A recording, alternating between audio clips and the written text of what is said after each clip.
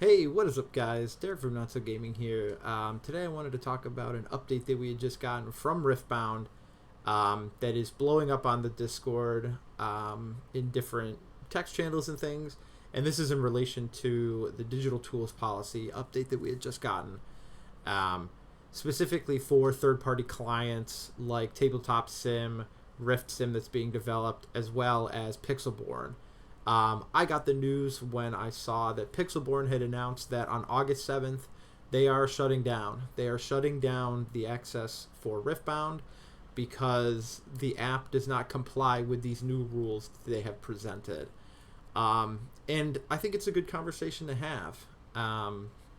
We saw this kind of early on with Lorcana, that Lorcana had, or that Riftbound, or the Pixelborn had dropped Lorcana from their service and had strictly gone to a webcam play.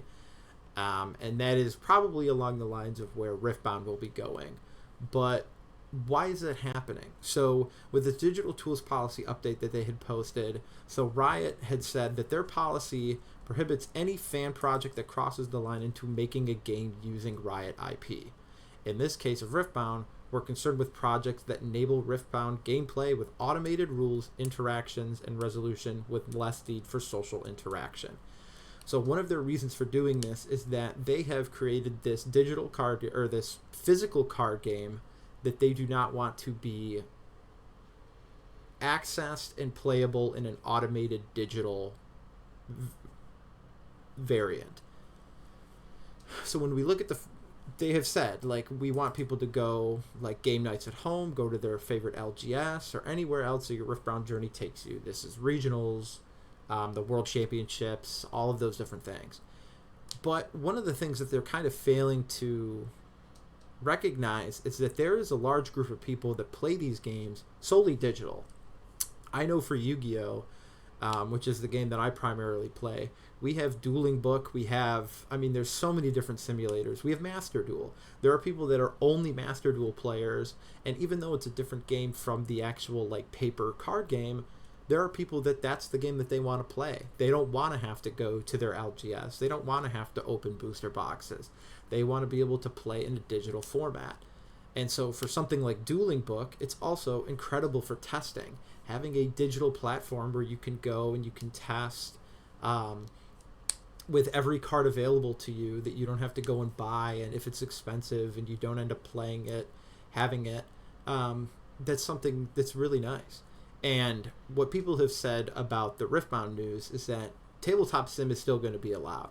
Tabletop Simulator kind of checks all the boxes of what Riot has said that they want the simulators to look like.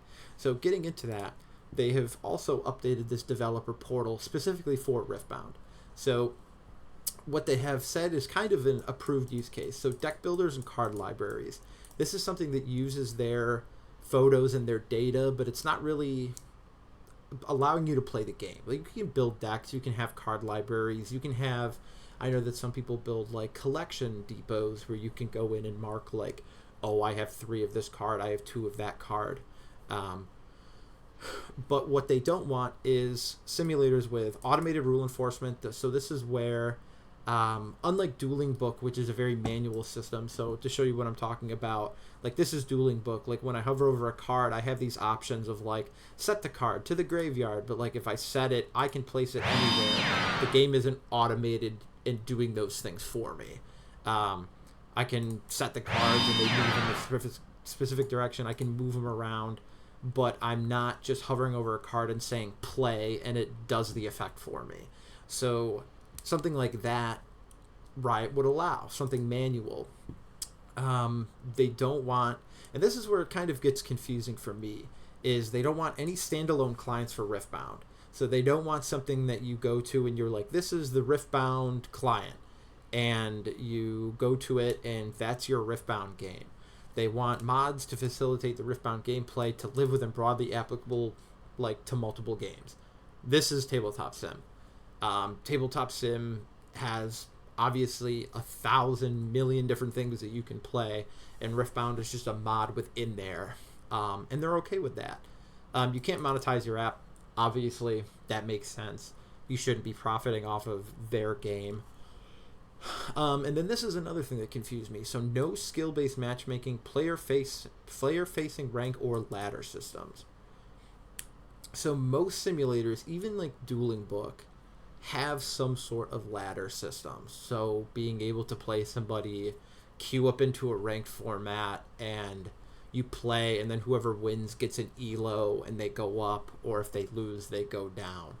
I don't really understand the point of not allowing skill-based matchmaking. Like, if you only want custom games in your like tabletop sim, that's fine.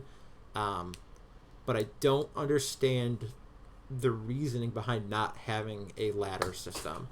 And then this other part, and people were already talking about this in the Discord, no publishing or retaining metagame defining data for Riftbound.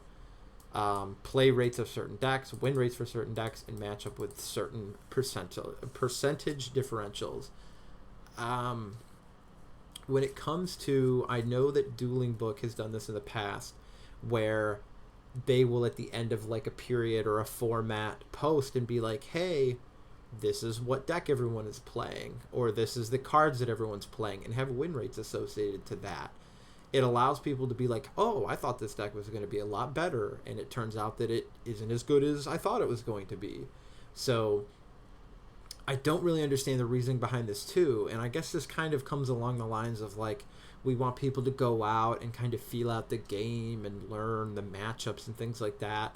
But a lot of people do that digitally, and that's how you get these players that are substantially better than other people, is that they play online, they play religiously online in the simulators and things, so that when they come to a tournament or a regional, they have played 10x the amount that other people have played. So I don't know the reasoning behind this. I don't know if they want it to be more of a casual game. I could see something like Lorcana doing this, where like Ravensburger has said like, hey, we want it to be a more casual, like fun game or whatever, and they don't want people to just like bang their head into the wall trying to figure out the perfect 40 card deck. But with a game like this, like Riot has League of Legends, that is a very competitive game. I don't really understand why they would want to limit that data from getting out there. I don't know, it's a little weird. The monetization stuff, obviously I'm not going to be like, no, like, you don't make money off of somebody else's game. So why are they doing this? I think one of the reasons is they want people to go into the store and they want people to buy the cards. If everyone is playing digitally and nobody's buying the cards, obviously there's going to be no game. The reason that they have probably moved on from Legends of Runeterra, or one of the theories, is that there was poor monetization around it, and TCGs is a much better way of monetization. That like, you have to buy boxes, you have to buy playmats, you have to buy deck boxes, you have to go to tournaments, you have to sign into the tournaments and all of that. That is all making them money that they were not making on Legends of Runeterra. So they want people to go out and actually buy the cards. And if local game stores are not supporting it, nobody's buying the cards. So yeah, I mean, they want people to go to local game stores. They want people to buy the cards. They want to make the money. The other thing, and this is something that somebody brought up in the Discord recently, is that on Riot's website, under their careers, they have a job application currently for a technical game designer for Riftbound, the League of Legends trading card game. Located in LA. This was posted, I think somebody found it a couple of weeks ago. But this is somebody that their desired qualifications are years of professional game experience. And that could be, they just want somebody that can make card games. But they want somebody proficient in Python, which is a coding language, but then also developing in Unreal, C++, and other gameplay in like other languages. Why would they need somebody that knows these languages and Unreal, which is a system that people have been using to develop card simulators recently, if they were not making their own card sim? I fully believe that they probably are. That cracking down on some of these other, like, you can build a deck builder, you can build a card library, but we don't want any automated system, is because they're going to have their own. And I think that makes sense. They're going to have their own system that you're going to be able to play in. I don't think it's going to be anything like Altered where you scan your cards and they go to your collection. I think it's probably going to be somewhat of like Master Duel for Yu-Gi-Oh! Or Magic the Gathering Arena, where it's kind of its own separate game, but still follows the ban list and the card releases of the actual game. This is kind of their way of both having a trading card game, a paper-based card game, but then also having a digital version that those digital players can go to, which at the beginning, like I said, by getting rid of these simulators, you're kind of getting rid of the ability for these digital only people to play. But if they have their own system, they can play again. Another thing that I wanted to cover previously when talking about the removal of the automated sims and having only things like Tabletop Simulator is this allows people to kind of learn the game.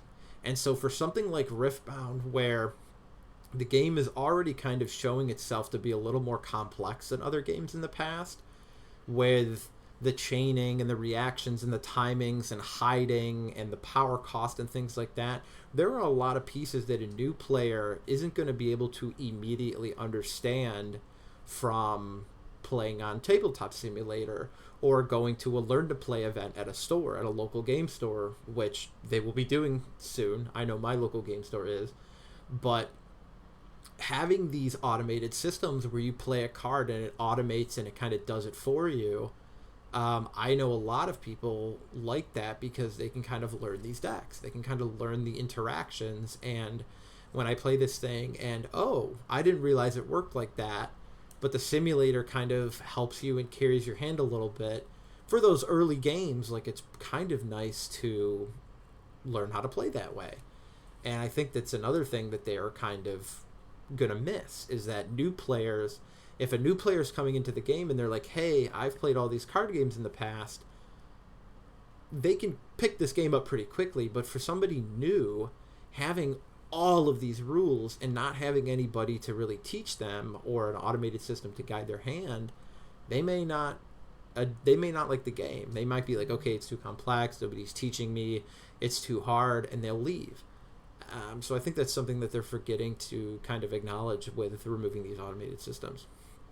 Yeah, but that's it. I mean, I just wanted to, this is my first Riftbound video. I have another one that I'm in the process of making where I'm actually looking at the table layout of the actual game. So that'll be coming out sometime soon. But in the meantime, take care, have a good weekend, and thanks. Comment below.